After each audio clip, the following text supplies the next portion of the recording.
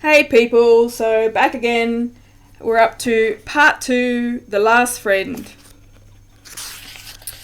Andrea Donahue, 3:30 a.m. Deathcast did not call Andrea Donahue because she isn't dying today. Andrea herself, one of Deathcast's top reps since their inception 7 years ago, has made her fair share of end-day calls. Oh, sorry, I've got the light on. Is that better? Tonight, between midnight and 3, Andrea called 67 decas. Not her best number, but it's proven difficult to beat her record of 92 calls in one shift ever since she was put under inspection for rushing through calls. Allegedly. On her way out of the building, limping with her cane, Andrea hopes HR won't review her call log tonight. Even though she knows hope is a dangerous thing, it is in this profession. Andrea mixed up several names, too eager to get from one deca to the next. It'll be terrible timing to lose her job with all the physical therapy she needs after her accident, on top of her daughter's mounting tuition. Not to mention, it's the only job she's ever been great at because one major life hack she discovered about that has sent others out the door and on to less distressing jobs. Rule number 1 of 1. Decas are no longer people. That's it. Abide by this one and only rule and you won't find yourself wasting hours with the company's counsellors. Andrea knows there's nothing she can do for these decas. She can't fluff their pillows or serve them last meals or keep them alive. She won't waste her breath praying for them. She won't get invested in their life stories and cry for them. She simply tells them they're dying and moves on. The sooner she gets off the phone, the sooner she reaches the next deca. Andrea reminds herself every night how lucky these decas are to have her at their service. She doesn't just tell people they're dying, she gives them a chance to really live. But she can't live for them. That's on them. She's already done her part and she does it well. Rufus, 3:31 a.m. I'm biking towards that Mateo kid's house. He better not be a serial killer, or so help me. Nah, he's chill. It's obvious he spends way too much time in his head and probably too antisocial for his own damn good. I mean, check this. I'm legit gonna pick him up from his house like he's some prince stuck in a high tower in need of rescuing. I think once the awkwardness is out of the way, he'll make for a solid partner in crime. If not, we can always part ways. It'll suck, 'cause that's a waste of time we don't have, but it's what it is. If nothing else, having a last friend should make my friends feel a little better about me running wild around the city. It makes me feel a little better at least. Malcolm Anthony, 3:34 a.m. Deathcast did not call Malcolm Anthony tonight because he isn't dying today, but his future has been threatened.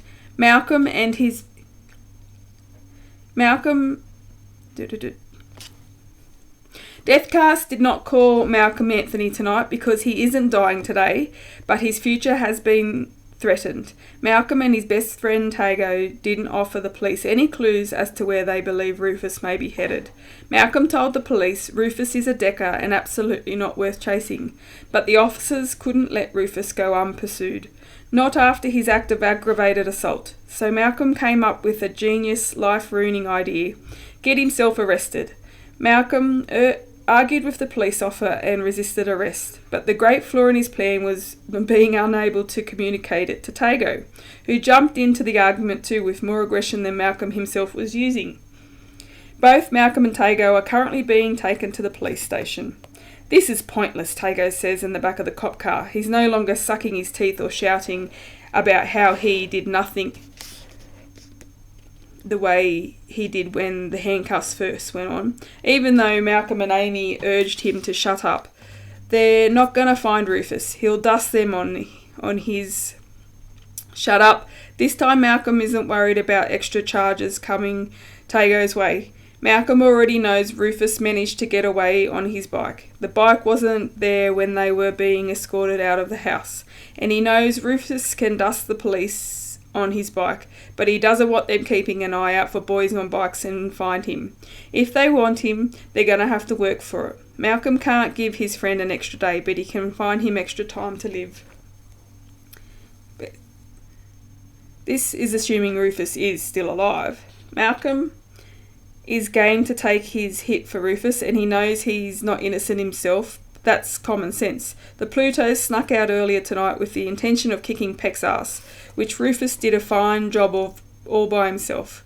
Malcolm has never been in a fight before, even though many paint him as being a violent young man because he's 6 feet tall, black, and close to 200 pounds. Just because he's built like a wrestler doesn't mean he's a criminal, and now Malcolm and Tago will be tagged as juvenile delinquents. But they'll have their lives. Malcolm stares out the window, wishing he could glimpse Rufus on his bike, turning a corner, and finally he cries. These loud, stuttering sobs, not because he'll now have a criminal record, not because he's scared to go to the police station, not even because Rufus is dying, but because the biggest crime of all tonight was not being able to hug his best friend goodbye. Mateo, 3:42 a.m. There's a knock on the front door and I stop pacing. Different nerves hit me all at once. What if it's not Rufus, even though no one else should be knocking at my door this late at night? What if it is Rufus and he's not a gang of thieves with him or something? What if it's Dad who didn't tell me he woke up so that he could surprise me? The sort of end-day miracle they make Lifetime movies about. I approach the door slowly, nudge up the peephole's cover and squint at Rufus, who's looking right at me, even though I know he can't actually make me out. It's Rufus, he says from the other side. I hope it's only him out there as I slide the chain free from its track. I pull the door open, finding it a very three-dimensional Rufus in front of me, not someone I'm looking at through the video chat or a peephole. He's in dark grey fleece and is wearing blue basketball shorts over his Adidas gym tights. He nods at me. There's no smile or anything but it's friendly all the same.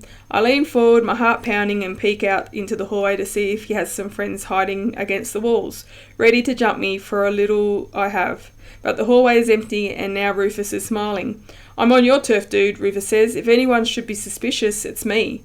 This better not be some fake sheltered kid act, Joe. It's no act.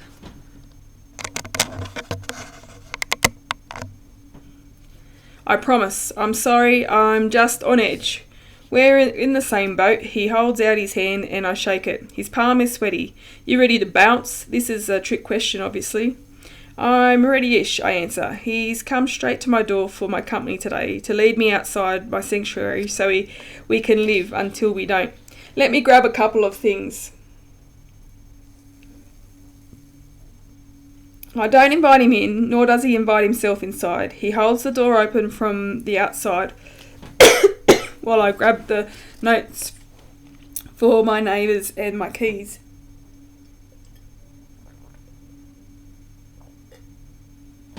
Sorry. Tickle. I turn off the lights and walk past Rufus, and he closes the door behind me. I lock up. Rufus heads towards the elevator while I go the opposite way. Where are you going? I don't want my neighbours to be surprised or worried when I'm not answering. I drop off one note in front of 4F. Elliot cooked extra food for me because I was only eating waffles. I come back to Rufus's way and leave a second note in front of 4A. And Sean was going to take a look at our busted stove. But he doesn't have to worry about that now. That's chill of you, he says. I didn't think to do that. I approach the elevator and peek over my shoulder at Rufus, this stranger who's following me. I don't feel uneasy, but I'm guarded. He talks like we've been friends for a while, but I'm still suspicious, which is fair, since the only things I know about him are that his name is Rufus. He rides a bike, he survived a tragedy, and he wants to be the Mario to my Luigi, and that he's also dying today. Whoa, we're not taking the elevator, Rufus says. 2 deckers riding in an elevator on their end day is either a death wish or the start of a bad joke. Good point, I say. The elevator is risky. Best case scenario, we get stuck. Worst case scenario, obviously, thankfully, I have Rufus here to be calculating for me. I guess last friends double as life coaches that way. Let's take the stairs, I say. If there's some other option to get outside, like a rope hanging from a hallway window or one of those aircraft emergency slides, I go down the 4 flights like a child being trusted with stairs for the first time. Its parents a couple of steps its parents a couple of steps ahead, except no one is there to catch me, should I fall, or should Rufus trip and tumble into me. We get downstairs safely, and my hand hovers over the lobby door. I can't do it. I'm ready to retreat back upstairs until Rufus moves past me and pushes open the door, and the wet late summer air brings me some relief. I'm even hit with hope that I, and only I, Rufus, can beat death. It's a nice second way from reality. Go ahead, Rufus says. He's pressuring me, but that's the whole point of our dynamic. I don't want to disappear either of us, especially myself. Disappoint either of us, especially myself. I exit the lobby, but stop once the door is behind me. I was last outside yesterday afternoon, when I was coming home from visiting Dad, an uneventful Labour Day. But being out here now is different. I check the buildings I've grown up with but never paid any special attention to. There are lights in my neighbours' apartments. I could even hear one couple moaning, the roaring audience laughter from a comedy special. Someone else is laughing from another window, possibly at the very loud comedy show, or possibly because they're being tickled by a lover or laughing at a joke someone cared enough to text them at this late hour. Rufus claps, snapping me out of my trance. You get 10 points. He goes to a railing and unlocks his steel grey bike. Where are we going? I ask, inching farther away from the door. We should have a battle plan. Battle plans usually involve bullets and bombs. Rufus says, let's roll with a game plan. He wheels his bike towards the street corner. Bucket lists are pointless. You gotta get everything done. You gotta go with the flow. You're not going to get everything done. You got to go off the flow. You sound like a pro at dying. That was stupid, I know, but I know it before Rufus shakes his head. Yeah, well, Rufus says, I'm sorry. Panic attack is coming on. My chest is tightening. My face is burning up. My skin and scalp are itchy. I can't wrap my head around the fact that I'm living a day where I might need a bucket list. I scratch my head and take a deep breath. This isn't going to work. It's going to backfire on us. Hanging out together is a bad idea because it'll only double our chances of dying sooner.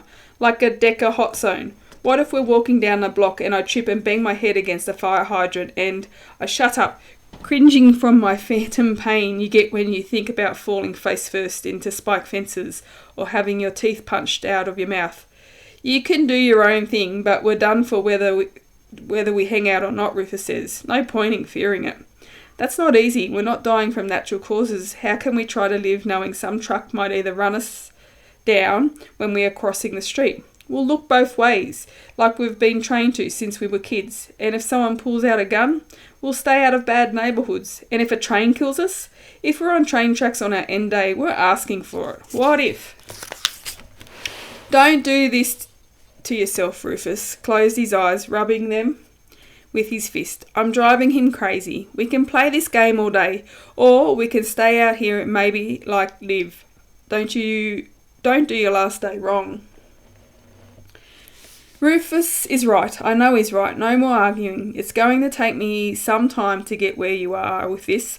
I don't become fearless just because I know my options are do something and die versus do nothing and still die. He doesn't remind me that we don't have a whole lot of time. I have to say goodbye to my dad and my best friend. I walk towards the 110th Street subway station. We can do that, Rufus says. I have nothing I'm gunning to do. I had my funeral and that didn't exactly go as planned. Not really expecting a do-over though. I'm not surprised someone so boldly living his end day had a funeral. I'm sure he had more than 2 people to say goodbye to. What's happened, I say. Nonsense. Rufus doesn't elaborate. I'm looking both ways, getting ready to cross the street when I spot a dead bird on the road. It has a small shadow cast from the bodega's lit awning. The bird has been flattened. Its severed head is a couple of inches away. I think it was run down by a car and then split by a bike. Hopefully not Rufus's. This bird definitely didn't receive an alert telling it that it would die tonight, or maybe yesterday, or the day before. Though I like to imagine the driver that killed it at least saw the bird and honked their horn. But maybe the warning wouldn't have mattered. Rufus sees the bird too. That sucks. We need to get it out of the street.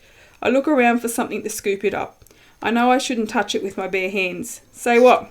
I don't have this dead is dead, so just walk away attitude, I say. I definitely don't have this. I need to check myself. I'm sorry again. I quit my hunt. Here's the thing. When I was in 3rd grade, I was playing outside in the rain when a baby bird fell out of its nest. I caught every second of it. The moment the bird leapt off the edge of the nest, spread its wings and fell. The way its eyes darted around for help, its leg broke or on impact, and it couldn't drag itself to shelter, so the rain was pummeling it. That bird had some bad instincts jumping out of the tree like that, Rufus says. The bird dared to leave home at least. I was scared it was going to freeze to death or drown in a puddle, so I ran out and sat down on the ground with the bird, sort of shielding it with my legs like a tower.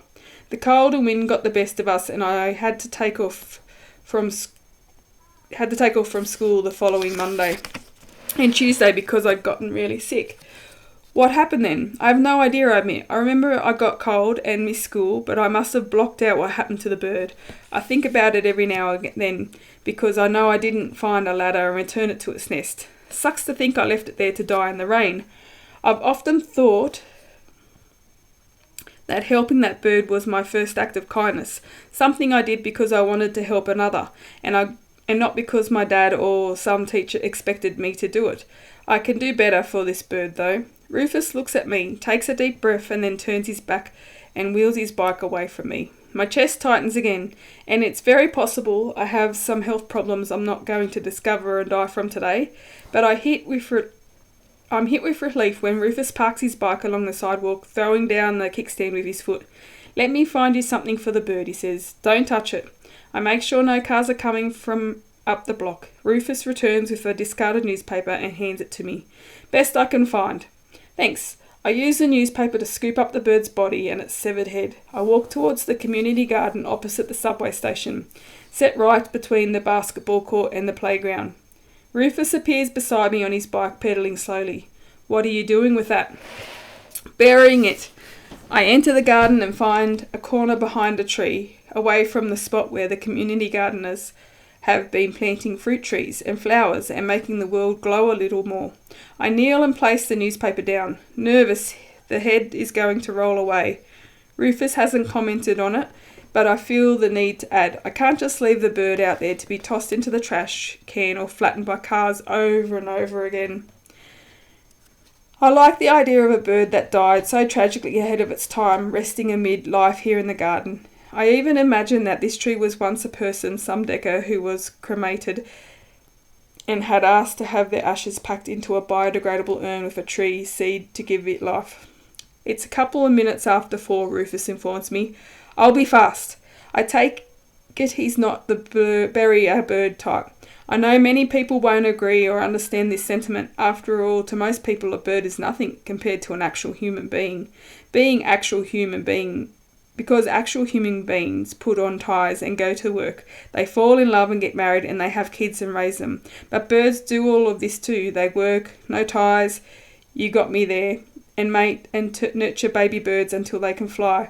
Some of them become pets who entertain children who learn to love and be kind to animals. Other birds are living until their time is up. But this sentiment is a Mateo thing. Meaning, it's always made others think I'm weird. I don't share thoughts like this with just anyone, rarely even with Dad or Lydia. 2 fists can fit in this plot, and I'm shuffling the bird's body and head off the newspaper and onto the hole right when a flash goes off behind me. No, the first thing I thought wasn't that an alien was beaming down warriors to take me out. Okay, fine, it was. I turn to find Rufus aiming his phone camera at me. Sorry, Rufus says. It's not every day you see someone burying a dead bird. I scoop the soil over the bird, smoothing it flat before standing. I hope someone is kind to us when it's over.